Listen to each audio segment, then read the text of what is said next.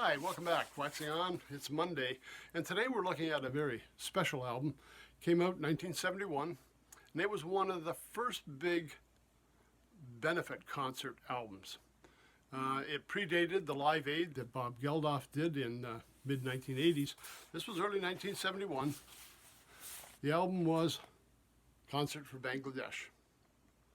And not a lot of information on it if you take a look at it to find out much about the album. If you didn't know about it, you wouldn't know about it.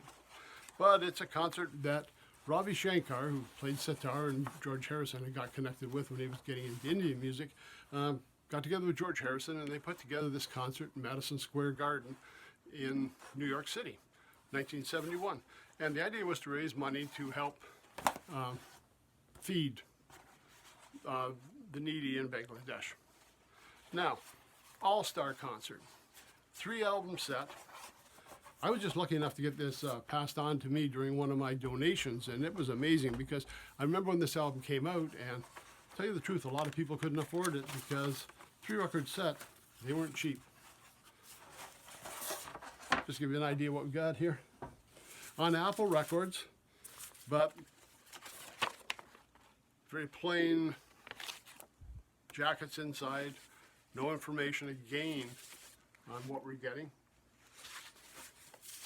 But there was a color booklet.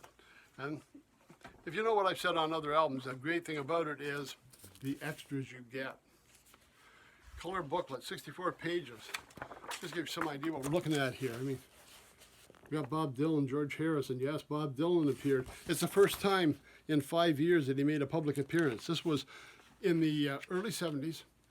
But after Blonde on Blonde came out, he had the motorcycle accident and he kind of retired from performing.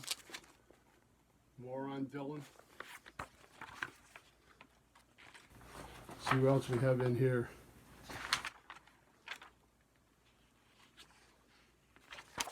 Ringo Starr joining him. And basically, it goes through the sets and has photographs from all the performers that were taking part in this show. Ravi Shankar in here. Now, while you may not have heard of Ravi Shankar as a sitar player, some of you may know him as the father of Norah Jones. Let's just get a look at who we have on here now. Really, it's a who's who of performers. He called in a lot of his old friends to help out on this concert. There was over 2 nights. Phil Spector, who had done some work with the Beatles, was co-producing the album. We've got, let me see, we've got Eric Clapton joining him. Now, Clapton already played on While My Guitar Gently Weeps for the White Album, but he's on here helping out, playing guitar. We got Bob Dylan. Again, hadn't played in 5 years. They weren't even sure if he was going to show up until midway through the concert when he actually came on stage. Billy Preston, keyboard player. You may remember Billy Preston. I first saw his name, I think, on the Get Back Solo CD. Not CD, 45, right? 45 at that time. And it said The Beatles with Billy Preston. They were adding his name onto that, and it was on Apple Records. And he did get involved with the Get Back recordings. I believe he also had something to do with the Abbey Road, when it played on I Want You and song Something. We've got Leon Russell. Sure, we've heard of Leon Russell, right? We talked about him with his own band here. Joe Cocker, the early Joe Cocker, Mad Dogs and Englishmen. I mean, he wrote great tunes, performed with just about everybody. He was a session musician at one time, guitar, piano player. He's back in here helping out. We've got Ringo Starr playing drums and tambourine. First time that Ringo and George have been together since the mid-1960s when they last performed live on a stage. So we brought back a lot of people. We've got people from Badfinger in here. We've got what they call the Hollywood Horns. And we've got 2 people that stand out here. I've got Chuck Finley on trumpet. I've got Don Preston. We've got Ollie Mitchell. We've got Jim Horn, saxon, leading the band. A couple of these guys played with a group called the Wrecking Crew. And check it out on Wikipedia.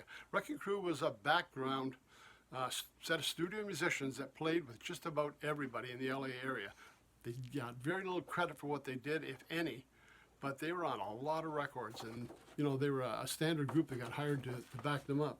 And Ollie Mitchell, a great trumpet player with that group. We've got, again, Chuck Finley still out performing, and session man in LA, and Jim Horn.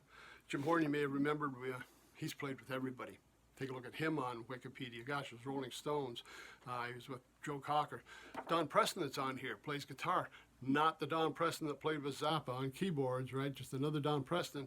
He had also played on the Mad Dogs and Englishmen album. So a lot of people calling in their friends to take part in this album. It was really just a who's who of musicians that were big names at that time. Now I'm going to try and just pull up the set list here. Side 1, Ravi Shankar. We've got sitar, and he's got 3 tunes on there. Side 2, we've got 4 tunes with 3 of them with George Harrison, and all coming from the All Things Must Pass album, which had just been released not too long before this, his big solo album with multi-disc set and his big breakout album. And the last one is a Billy Preston tune from his first album out, That's the Way God Planned It.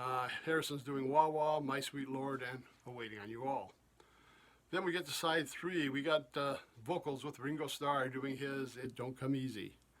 We're back with Harrison on Beware of Darkness and While My Guitar Gently Weeps. Back to the White Album with Clapton and him on guitar players. Beware of Darkness featured vocals with George Harrison and Leon Russell, Jim Horn on sax. Side 4, Jumpin' Jack Flash. It's Leon Russell doing a medley of tunes. We've got Youngblood, and then back with Here Comes the Sun with George Harrison. Side 5, Bob Dylan. Bob Dylan pulling out everything from the Blonde on Blonde and back. Hard Rain's Gonna Fall, Takes a Lot to Laugh, Takes a Train to Cry, Blowing in the Wind, Mr. Tambourine Man, and Just Like a Woman.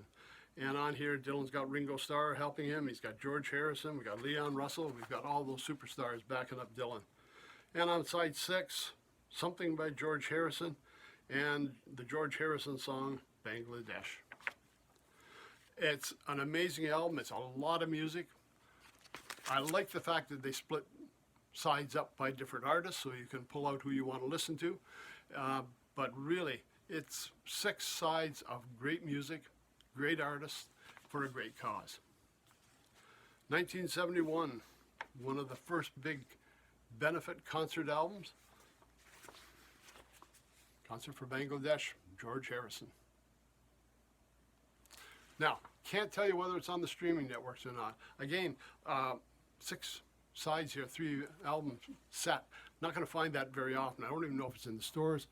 Not even sure about compact disc. I mean, I got mine given to me by somebody that purchased it back originally, and that may be the way some of you are going to find it. I know they've changed the cover on it. There have been reissues, so you may still be able to get a look at it, but for a real piece of history, try and seek it out. Concert for Bangladesh, George Harrison. Okay, that's it for Monday. Want to thank everybody for stopping by. Wednesday, we're back with Classic Rock. Until then, take care, stay safe.